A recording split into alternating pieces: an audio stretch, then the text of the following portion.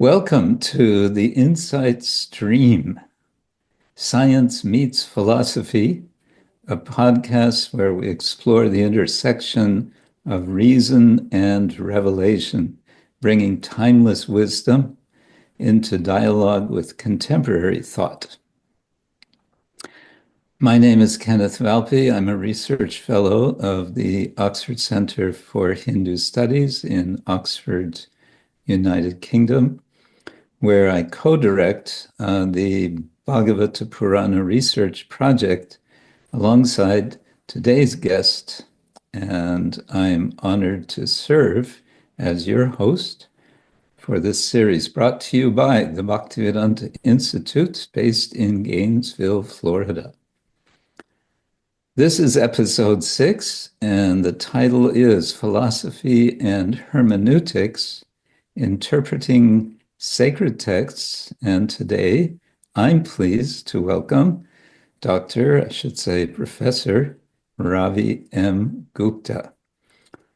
Professor Gupta is the Charles Redd Professor of Religious Studies and Department Head of History at Utah State University.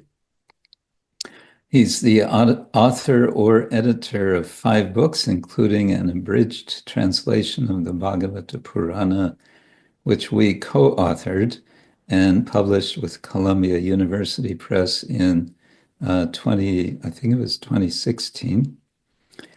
He has received 4 teaching awards, a National Endowment for the Humanities Summer Fellowship, 3 research fellowships, and a book award.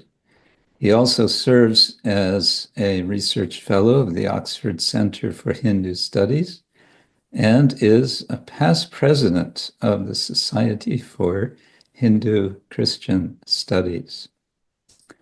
In today's conversation, we'll explore hermeneutics, the art and science of interpreting sacred texts, and we'll examine how classical interpretative methods continue to offer insights into contemporary questions. So, Dr. Gupta, or if I may, Ravi, welcome and thank you. Thank you for joining us. Thank you, Kenneth, for the very kind introduction. I believe we have met before on an occasion or two. I believe so also. Our time together, yes, our time together goes back many years now, I think a quarter century, all the way back to our graduate school days in Oxford. Yeah, when you were 17 years old and I was 45 years old. And it's been ongoing collaboration since then, and in both teaching and research with the 2 Bhagavata Purana books that you mentioned. So I'm happy to be here today with you discussing this rather expansive topic of hermeneutics. Yes, which I suspect we're only going to be able to scratch the surface of, but that we'll do some serious scratching. Yes. Maybe we can start by, let me ask if you think our definition of hermeneutics that I just mentioned is adequate. Hermeneutics, the art and science of interpreting sacred texts. Is that enough for us to understand what is hermeneutics? Yeah, I think so. I just add that interpretation includes both theory, or hermeneutics includes both theory and method. So it's about, why to do it, what principles guide our interpretation, but also the specific methods of doing so. And that's what makes it very useful, very expansive in nature. It's also unavoidable, I think. We all interpret as we read and as we study any text, whether we are conscious of it or not. And hermeneutics basically attempts to make make it conscious, to develop theoretically, intellectually, what we might already be doing implicitly, even when we deny that we are interpreting anything. We tend to be interpreting. Yes. I was thinking about this in a broader, maybe broader context of semiotics, the reading, the interpretation of signs. And the simplest example might be the stop sign. You're driving a car and you come to an intersection and there's a stop sign and it's spelled out in a language, stop, but it's also a certain shape and a certain color and so on. And I suppose one could misinterpret that. Maybe someone doesn't know the language. I don't know. Various reasons one might think that it means the opposite. It means go as fast as you can or something. But we interpret, we see this, it's just a piece of metal that's colored a certain way, and we interpret it. And I think what's significant here is based on our interpretation, we act a certain way. We stop the car. Right. So that might, how might we apply that point in our discussion of interpretation of scripture? Do you have any thoughts on that? Yeah, I actually want to. There's something similar. That stop sign example I think is really useful, and it also reminds me about another related point here, which is that interpretation of texts is not only of the written word. I think we assume, at least for the sake of this discussion, that that's primarily what we're speaking of. But text can come in many forms, including spoken words and also images, icons, images that all require hermeneutical understanding in order to unpack what is present there. So one of the things I like to do in one of the courses that I teach here at Utah State University is to impress upon my students the importance of learning how to interpret an image, that an image is not self-evident. If we say a picture is worth 1,000 words, we don't know what those 1,000 words are without a lot of education and interpretation and background knowledge. So I start by putting on the screen this classic scene, just a still shot of it, from the children's movie called The Lion King, which all my students have watched, of course, growing up. And it's the final scene where well, I don't know, it shows up at the beginning and at the end. So it's kind of this sandwich scene of the Lion King holding up the prince over Pride Rock, and kind of holding him up high to present him the next king, the prince, to all the animals of the kingdom. And he's holding this little, it's actually not him, the Lion King. Mufasa, the monkey, is holding this baby lion cub up high. And they know exactly which point this shows up in the movie and what it means. But I proceed to intentionally offer a simplistic, incorrect interpretation of that image. I say, this monkey clearly has ill intention and is planning to throw the child off the rock into the ravenous herds of animals down below in order to kill the future prince, and so on. And they find this humorous and interesting. And I say, look, if I hadn't seen the movie, if I didn't know something about popular culture, then I would be very prone to misinterpreting this image. And then I show them an image of Narasimha, the man-lion avatar of Vishnu, who is tearing into Hiranyakashipu, who's lying in his lap. And I say, now interpret this image for me. And at this point, the students are, of course, going in all different directions in terms of trying to make sense of this image. Some think Yes. it's a demon, others think it's a god, some others think that it has nothing to do with demons or gods, that this is Mm. a scene of an animal and a human. And I think this really instills the point in them that interpretation is hermeneutics is not an option. It's essential because we really don't know what to make sense, how to make sense of anything, unless we have the appropriate tools to do so. And that's what Mm. hermeneutics provides, is basically a toolkit for us to Mm. make sense of whatever text we are reading, whether that's a visual, oral, or written text. Now, to be slightly a miniature devil's advocate, someone might say, well, that's all right, but I think what you're concerned about more specifically is what are broadly called Vedic texts. And we don't find any, I mean, this word hermeneutics, where does this come from? This is, as they say, Greek to me. Yes, it's a Greek word. Uh, so they may say, well, there's no Sanskrit equivalent to whatever you're saying this is. Would you, what would you say to that? Well, I mean, of course, concepts from different cultures don't map cleanly onto a new culture, new environment.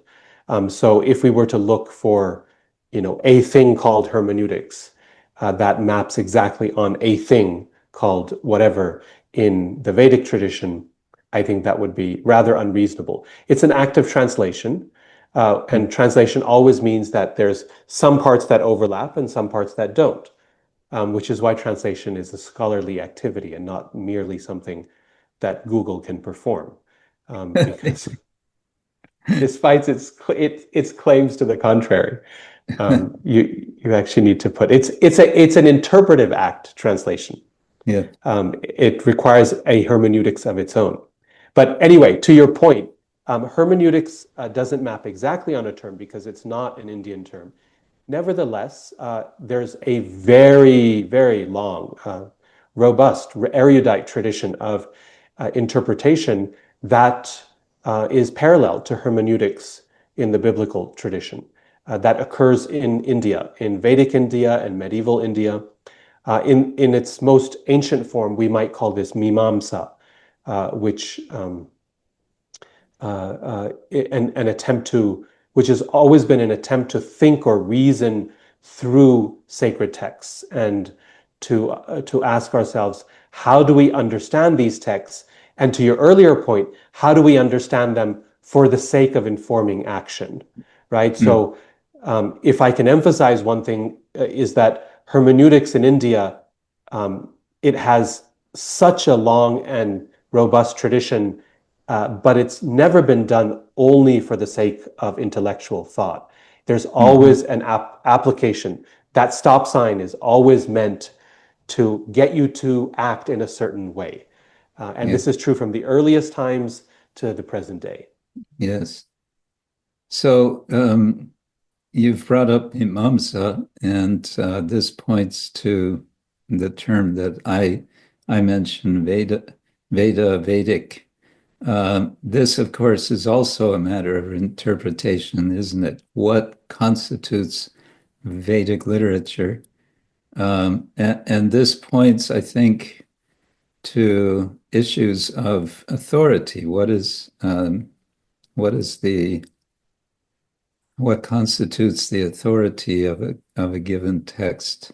So I know I'm just sort of throwing out a big subject here, but if you want to grab one corner of that and say something about, but I think the question of authority is important if we're talking about hermeneutics. The stop sign is there if we're going to keep to that image based on some state authority, we can say. and so on. So if you have some thoughts on this. Yes, certainly. And I think that's an excellent place to start. For both, for the various traditions of Indian philosophy that are regarded as orthodox or Vedic in a general sense of the term, this notion of authority is crucial. And it often is described as shabda, which means knowledge from a reliable source or verbal testimony, or in a theological context is often translated as revelation. But in a broad sense, it can mean knowledge that comes from reliable texts, such as the Vedas, that are regarded as having no human origin, or it can come from human authors who are regarded as reliable in some way, or as Nyaya would describe it as apta, of having the necessary qualification or authority in order to speak reliably on a particular topic. In Vedanta, this is often described as adhikara, or the one who has the ability, the privilege to speak about a topic because they are qualified to do so. And their words often either form they are either regarded as shabda, or they help to explain or interpret shabda. So that idea of shabda, along with the person who has the adhikara, the ability to properly interpret shabda, these two, I think, are crucial to the various Indian traditions that rely on authoritative texts. Now, this reminds me of some course I took as an undergraduate, religious studies. Maybe it was in Barbara Holdridge's class. Any case, the topic of what constitutes canonical sacred text. And a point I always remember from that is a canon is always a canon for a community.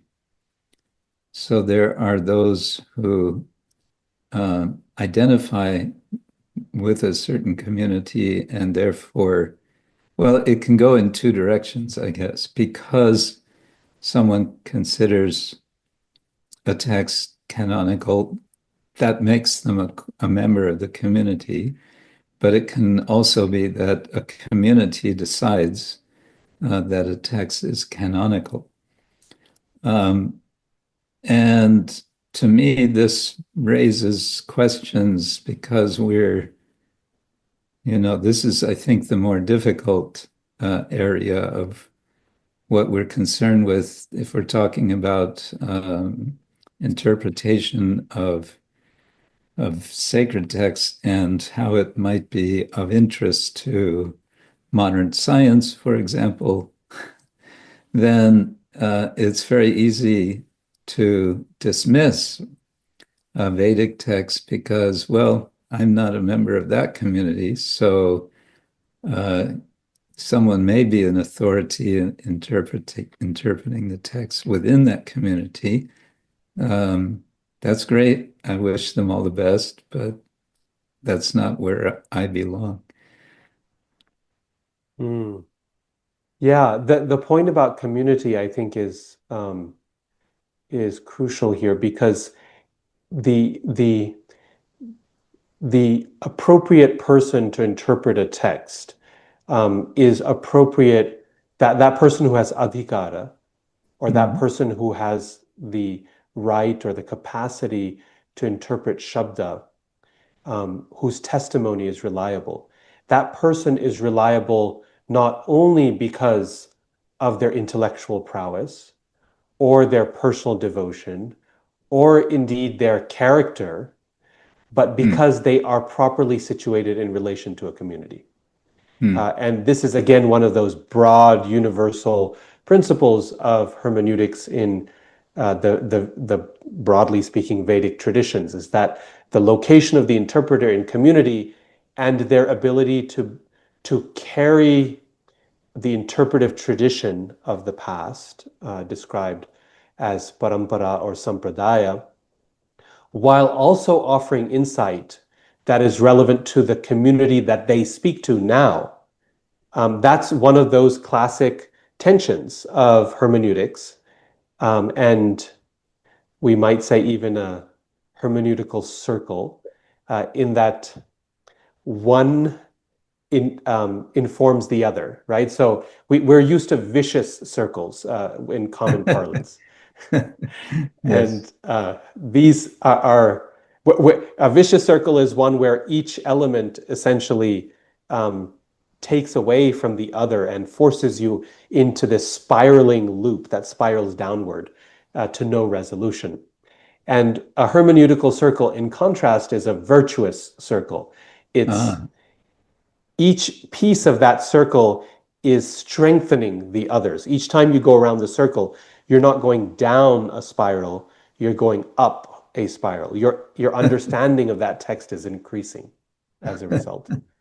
And the interpreter's location within both tradition and present day community is one of those circles where you're trying to retrieve from the past and you're also trying to contribute, dare I say, innovate for the present, right? And you're trying to make it relevant to the present. So these two things, then in a virtuous circle, in a hermeneutical circle, they're strengthening one another. Each time you try to speak to present concerns, you learn something about the tradition that you did not recognize before. Oh, there is space here. There's opportunity here. There's new ways of thinking about it that are enshrined in tradition, but perhaps I failed to recognize, or I ignored, or I didn't see it. And each mm, time you look at tradition, it further informs and strengthens the ways in which you can apply it to the present community. So location and community, both past and present, I think this is a crucial point of interpretation of hermeneutics that you bring up. maybe we can say that there's no there's no question of being in some kind of neutral position, sort of outside of the circle. And perhaps this is where the modern academy stumbles when it approaches sacred literature, is it's trying to interpret from outside of that circle, and it doesn't work because there's no, as was once said about Chicago, I believe, there's no there there. Yes, I think this is a good point, and it's the idea of a purely objective viewpoint from which you the God perspective, if you will, from which you stand and you see everything as it is without any subjective coloring to that, I think is or has been, at least in the past, one of the challenges in terms of academic study, particularly in religious studies, but in other areas also. At the same time, it's also, or scientific study, it's also been strangely a similar challenge in terms of religious fundamentalist interpretations of texts, is a claim to an interpretation that's a reading that is not an interpretation, right? This Mm. is not interpreting anything because this is exactly this is a viewpoint that is plainly the meaning of the text, regardless of how you look at it. Yeah, And it's kind of a hallmark of for fundamentalists. Yeah. So all time. yes, for all time. And if you think about what you said and what I just said, it makes for very strange bedfellows, right? Scientific thinking that assumes a purely objective perspective, and fundamentalist religious viewpoint that assumes a purely objective perspective, Strange. make for very That is strange bedfellows. strange bedfellows indeed. But you mentioned the word innovation, and so the interpreter who is in the community and properly situated is has this capacity to apply tradition to present contexts, and that involves, as you said, something like innovation, which means something new. And the fundamentalists may say, wait a minute, there's no such thing as new. It's always as is. There's no change. But there is a tension there, isn't there? I suppose what it amounts to is saying, yes, it's a tension and it's a creative tension. Yes. Interpretation is a creative act in some sense. Um, you, maybe we should talk about kind of coming back to basics. What are we doing when interpreting? What sort of assumptions um, are we making about? You've used the word shabda about texts in this tradition, this Vedic tradition. Um, there is this notion of infallibility, and as you said, the Shruti as opposed to Smriti is understood to be not from human origin, although there are scholars of Vedic tradition who would argue from outside the tradition, who would argue that there's so much evidence that these texts have been composed by people. I'm throwing a lot of things there, but what would you say about basic assumptions that are being made? And I guess we want to think about whether there are basic principles of interpretation which are more or less fixed. Yes. I think that's a good place to begin. And if we think of if at this point we can agree that interpretation or hermeneutics is essential in no matter how we read a text, we're reading it in some interpretive capacity. We're making certain assumptions about whatever image or whatever text we're seeing, then hermeneutics essentially is the attempt to make explicit and be thoughtful about that which is already implicit, or we may be pursuing it without careful thought, right? So going back to the point of innovation, even if we say we will not innovate, we will take exactly what was given to us by the tradition in exactly the way it was given to us, with minimal reinterpretation, changing, application. That would count as a hermeneutical principle. That is very useful to make explicit so that both you and your reader know that this is how you're approaching a text. I would rather not begin with a metaphorical or allegorical interpretation of the text or a symbolic one, but I would rather begin with a literalist reading of the text. And that is a hermeneutical principle that it behooves me to articulate, to make explicit. Similarly, we might argue that if my approach to texts is that they are all metaphorical or allegorical, anything discussing those topics which are not accessible by science are necessarily to be interpreted in metaphorical ways, then that is that's a hermeneutical principle that also ought to be made explicit, right? So hermeneutics is essentially then we are looking for those principles that guide our interpretation, and then testing those principles, saying, okay, to what extent does this principle help us illuminate the text? To which case, to what degrees does it provide fidelity to the meaning of the text, or to what degree is it committing violence to the text? And to what degree is it actually useful or beneficial in terms of me applying the text in the world, right? All of those are questions that we use to test the hermeneutical principles that we articulate for ourselves. That's an interesting notion of an interpretation committing violence to the text. Very interesting. Um, one thought I had was it sometimes, not so infrequently, comes in the news. Some decision, some Supreme Court decision about the U.S. Constitution, and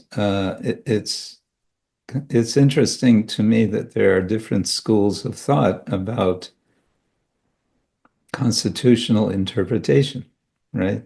There are those which I'm thinking of the controversial, is it the Second Amendment about firearms? Yes. So, the American public has been sort of wrestling with that over decades and decades, and it's highly polarizing. And here you have, again, getting to the point of texts leading to action. It becomes a question of life and death, in a sense. When it comes to questions like this. And Vedic literature includes a good deal of what's called Dharma Shastra. And there's some pretty wild things in some of the Dharma Shastras, which, if one were to follow literally, would make for a very, very different civilization from what we are familiar with, I think. And that reminds me, I'm just thinking aloud now, you can jump in and make some valuable point from it or not.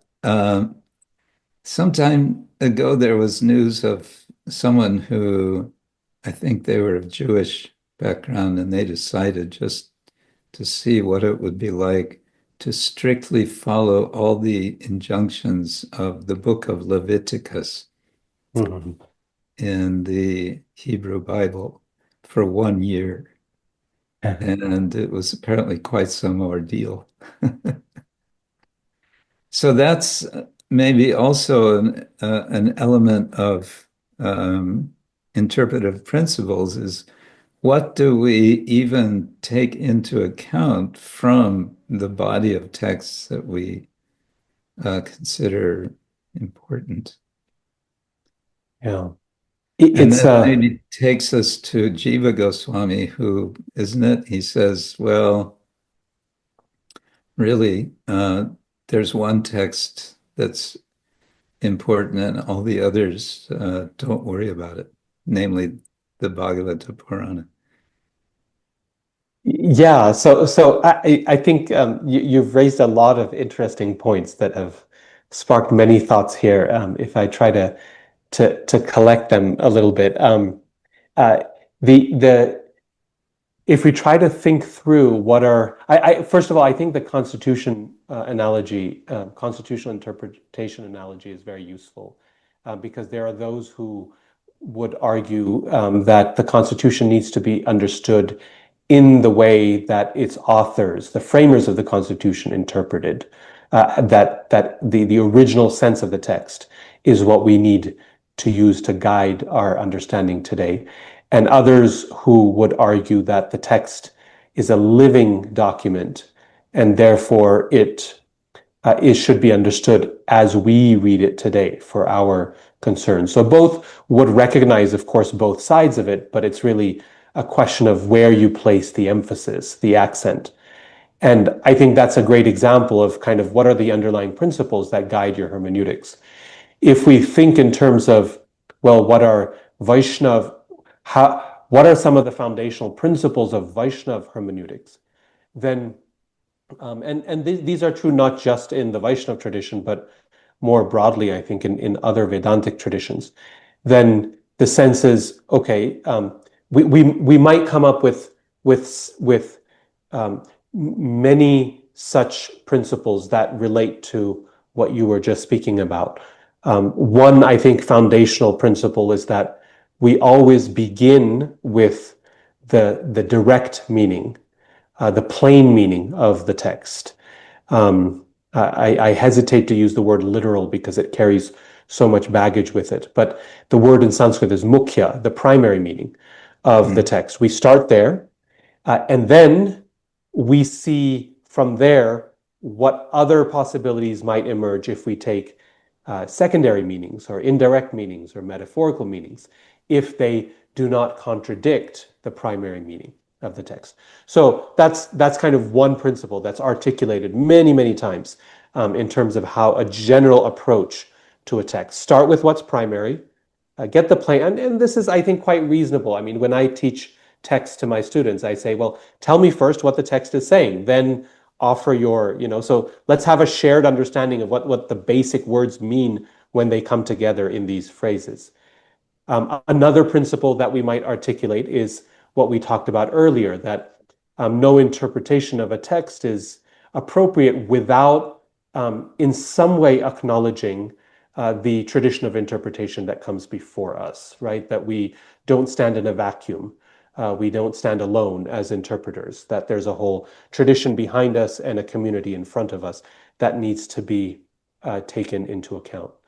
A third might be that interpretation occurs according to desha, kala, and patra, or in a time, place, and audience.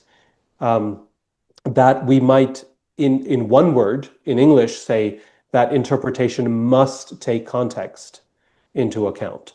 And the Sanskrit tradition recognizes or describes these contexts often with the words desha, kala, and patra, three important contexts, namely the place, or the broadly speaking, the area of study, but also the area within which we live physically, and in which we try to apply the text, the time period within which we are interpreting, and this is crucial to your point about Leviticus or about Dharma Shastras, right? That even the most literal interpreters in the Vaishnav or the Vedic tradition will make that distinction. They will say, no, we do not need to live in the forest and wear clothing made of bark, because this was appropriate for Satya Yuga, an earlier age, the golden age, not in the dark age we live today. And then your audience, the patra, those who are recipients of the interpretation. What impact is this going to have on them? So these are like, each one of these we could have an hour-long discussion about. But in the space of 3-4 minutes, I've outlined 3 or 4 or 5 hermeneutical principles that would be eminently recognizable to any Vaishnav interpreter, regardless of how liberal or conservative they might be in their interpretation, because these are foundational principles. And how you apply them is, of course, the space for all kinds of debate and controversy within the Vedic hermeneutical tradition. And that's so interesting, isn't it? That there is so much space that, okay, you have the foundational principles, and yet within that, there's a big space for different interpretations, different conclusions, sometimes radically different conclusions. And this reminds me of something I remember you've said in the past, that that Shastra is endlessly deep, that one can keep going deeper and deeper. This is one of the qualities of, we might want to say this is one of the reasons it's taken as revelation, as something beyond ordinary language. Yes. And that in itself is another principle of interpretation. It's another hermeneutical principle, right? That the text which I study, because some of these principles relate to the nature of the text you're studying. And if I make the assumption that the text I am studying has no end to the meanings that it might offer us, then that means that I approach it in a very different way than if I were to assume going in that a definitive or exhaustive interpretation is possible, right? That, Mm. I mean, take a phone book. I don't, those things don't exist anymore, but you and I probably we remember, okay, that there's this big yellow book that you Right. would go through, or for that matter, a travel guide, like the famous, what is it, Frommer's or different travel guides. Those are texts that one would hope do not have endlessly varied possible meanings. Like I Right. approach the travel guide with the assumption that there is a definitive meaning when it says use this tram to get from point A to point B. That there's not, when I get there, there's not going to be multiple trams number 8 that go to various places. That would be terrible, right? So it's not that every text has endless meanings. And yet, this is probably one of the most common interpretive assumptions of sacred text, is that Mm. there is no end to how much one can get from those texts. Which calls to my mind a point which I think is obvious and others don't seem to think so, that much, well, you and I, we worked on the Bhagavata Purana translating, and we saw very clearly this is poetry. Mm. And as poetry, it has this depth, this richness, rather than this. It's at least three-dimensional, not two-dimensional. Mm. Yes, our colleague Rembert Lutjeheims, he makes this point often about poetry. He says the the ways in which you understand meaning in poetry, the methods for understanding meaning are different than in prose philosophical Mhm. works. Uh, and and uh, and he says this on the basis of the interpretive system that emerges out of rasa shastra Mm. in Sanskrit aesthetics, right? That here we are speaking about Vedantic mostly. We're talking about Vedantic interpretive methods, you and Right. I. But if we were to move to Rasa Shastra and ask what are the hermeneutics of interpreting poetry, Yeah. it can look quite different. Mm. And the focus there is on dhwani, or the power of suggestion, where the Mm. primary meaning is the one that is embedded in the sorts of echoes that one hears in the text, that the poet has wants you to hear without actually saying it Yes. explicitly. Famously, Gangayam Gosha. Yes. Maybe you can explain that little famous example of what you're saying.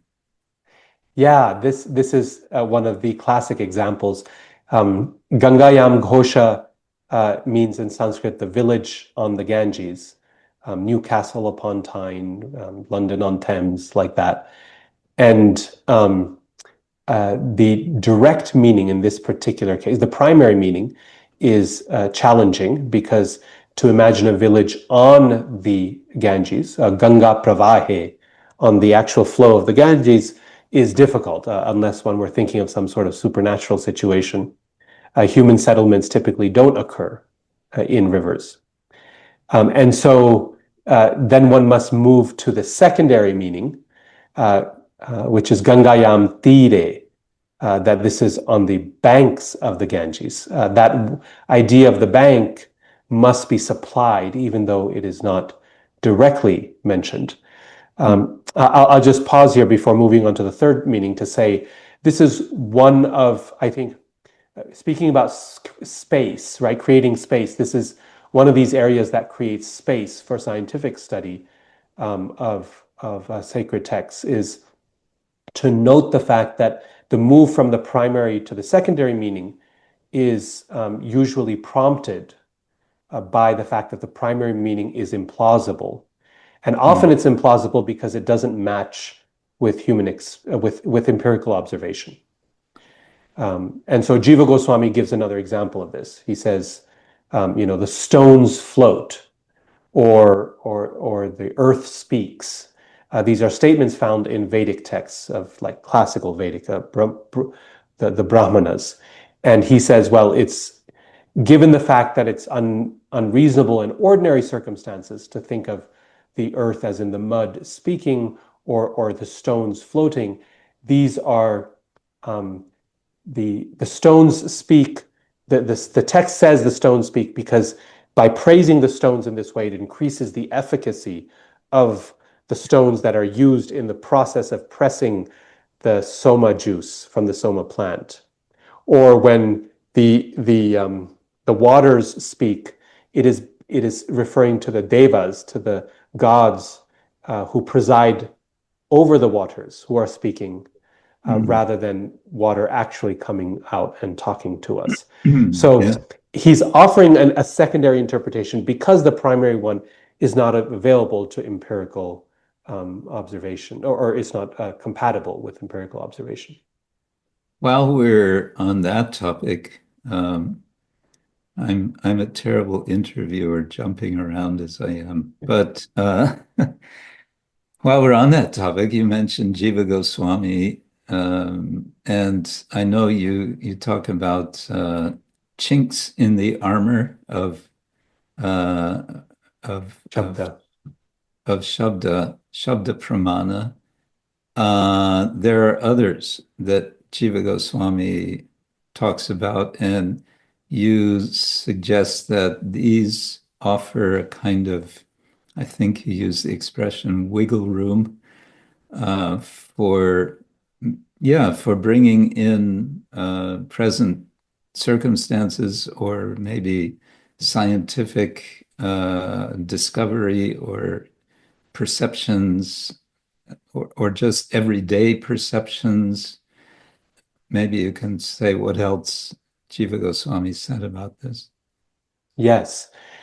So first of all, let me say that there's no question that Jiva Goswami, like other Vedantists, regards as the primary, the best form of, the most reliable form of knowledge, or means to achieve knowledge. This is pramana, a valid means of achieving, a means of achieving valid knowledge, right? How do we know what we know, and how can we be sure that it is accurate knowledge?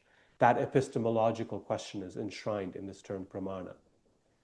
And there are different means of knowing. We can know through our empirical observation. We can know through reason and inference. We can also know through reliance on reliable sources.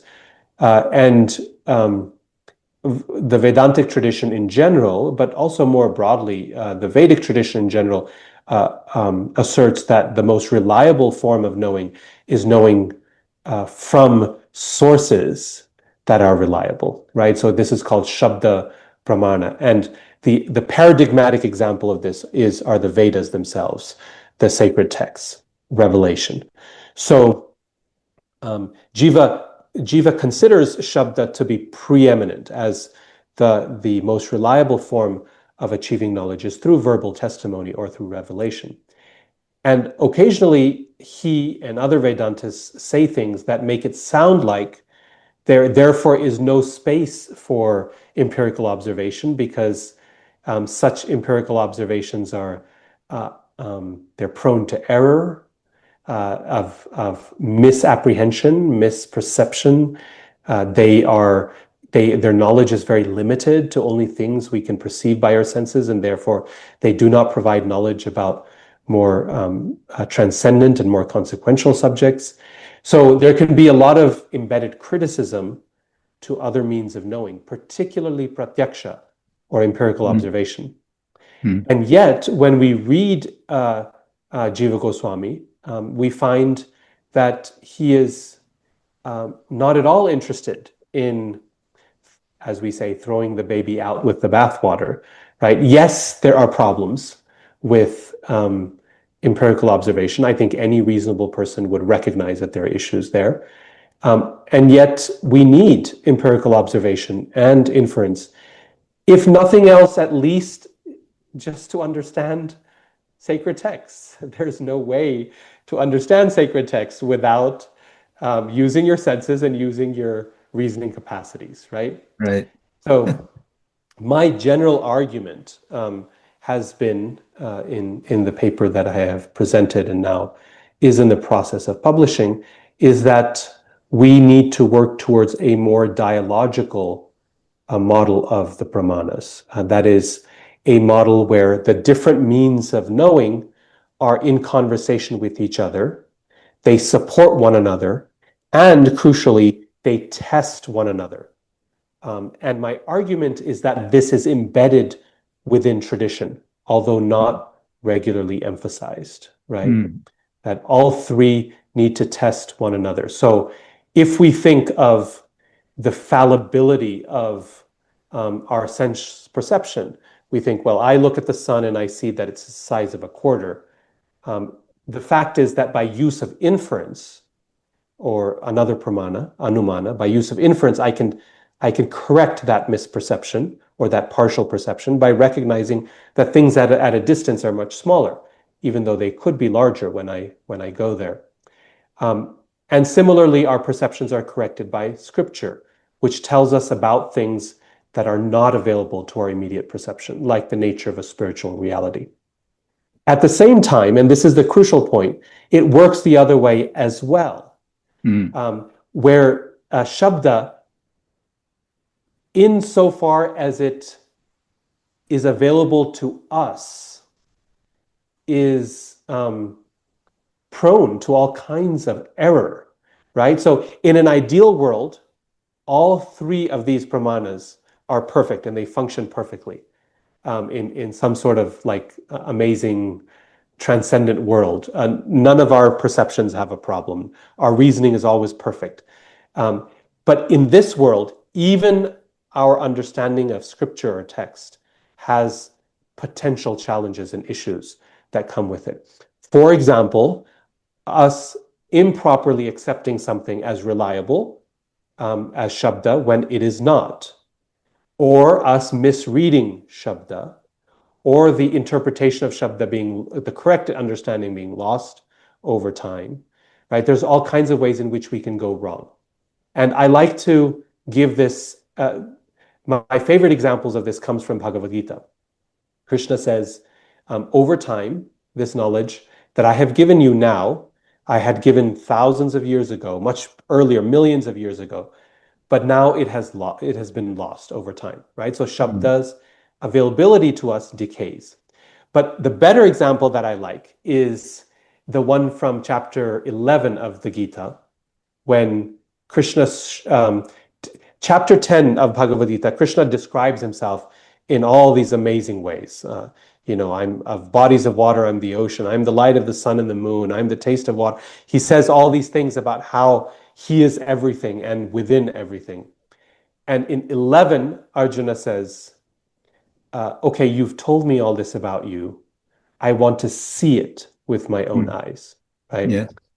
And the commentators say that Arjuna, despite being a person of great faith, is asking on our behalf because everyone should test claims to authoritative knowledge. If someone shows up and says, I'm God, my words are shabda, they're revelation, follow me, we as reasonable human beings should say, show me, right? Like, give me some evidence. And so Arjuna is doing that as a good perceiver on our behalf. In other words, and here's the crucial point, we find that pratyaksha, or empirical observation, is here testing shabda, right? And so in the dialogical model of the pramanas, we find that each one supports the others. It contributes to a deeper understanding of the knowledge we gain from the other pramanas, but it also questions and tests their veracity. Yes. Now, of course, the devilish response to the person claiming, I am God, and then we say, show me, the response will be, you're not qualified to see. I'm not going to show you because you're not qualified. Yes. Um, as we're approaching the end of the time we have, it occurs to me that I've heard this from a scientist that a kind of analogy for the development of scientific knowledge, and we might want to say in this context of the different pramanas of pratyaksha and anumana, that it's like an island within an ocean. The island is the island of knowledge, and the ocean is the ocean of ignorance.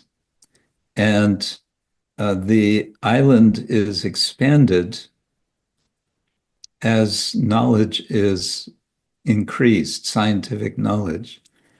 However, as it increases, again with this analogy, the uh, the length of the coastline, so to say, increases, which means more and more questions come with every advancement in scientific knowledge. More and more questions come, and I'm wondering. It seems to me we hear something else with regard to spiritual knowledge from Shastra, something kind of the opposite, which is when you get this knowledge, you know everything. Mm. And I've always wondered about that. It sounds like it's a kind of closing off, closing the book, but what you've just said suggests to me that no, it's knowing perhaps better to uh, how to engage in this interpretive process involving pratyaksha, anuman, and shabda. So that would be the knowledge that one knows completely, so to say. Yes. You know everything in that you know the means. You have the means to know everything, right? So in your metaphor of the island and the ocean, essentially you know everything because you've been given a boat to get to that island. And it's up to you to guide it there, right? And this is the point here. Like the dialogical model of the pramanas, a devil's advocate could see 100 ways in which it could go wrong, right? 100 ways in which you might use empirical observation to completely undermine, to misinterpret and undermine the authority, the plain meaning of sacred texts. One could also worry on the other side, right? And one could say, one might worry, as many have, that over-reliance on sacred texts can completely suffocate our ability to gain knowledge through our senses because we refuse to see what is obvious in front of our eyes, which is tested and proven, right? So you know, we could very easily start a debate or a war for that matter, as hermeneutics has prompted wars in history, right? Between two sides that say what you have just described is too it has too much space for things to go wrong, right? It's Mm, just there's so many ways, so it's just much easier to make things clear, black and white, and simple. And here's how to do it, right? And plenty of people throughout history have shown us how to do it, and then have used armies to enforce the way to do it. right. So, you know, you have a boat. That's all we know, right? In hermeneutics, we have a boat. Mm. Now that boat, it can get to the island, it can get lost in a storm, it can end up at some other island, it can sink, or it might never leave the shore. It's like, there's all kinds of possibilities there, right? And this is what makes hermeneutics an endless task and a very for people like you and me, a lot of fun too. It's Mm. fascinating because of all the ways in which a boat can be used and all the destinations it can lead us to. So all we really know with certainty is that the Vedic tradition, as like the biblical tradition, as like any religious tradition, provides us with a system of hermeneutics that Mm. functions as an excellent means of knowing. It provides us an excellent boat on which to cross the shore of ignorance. And let's figure out how to use it. Let's navigate well. Yes. And that's mentioned in the Bhagavata, that the sages are grateful for having a captain who's able to guide them very expertly. He's called Karnadara, and I've always thought that literally could be taken to mean one with ears. Um, and it's actually the ears that give us a sense of direction, isn't it? Yes, yes. Which points us back to the point, Shabda means sound. So this is essential to the navigation process. Well, Thank you. thank you. I think on this note, indeed, we've hardly scratched the surface, but I think you did a brilliant job of showing essential lines in the direction of where one would want to go in this exploration of interpretation of sacred texts for being relevant for today and for making application and therefore acting on the basis of Shastra in meaningful and beneficial ways. So thank you for that. Thank you so much. As always, the best insights emerge in conversation, and Mm, I truly appreciated everything you had to offer by way of content, but also the direction you provided to this podcast. And I hope we have another opportunity soon to engage in conversation. Thank you. indeed. Thank you.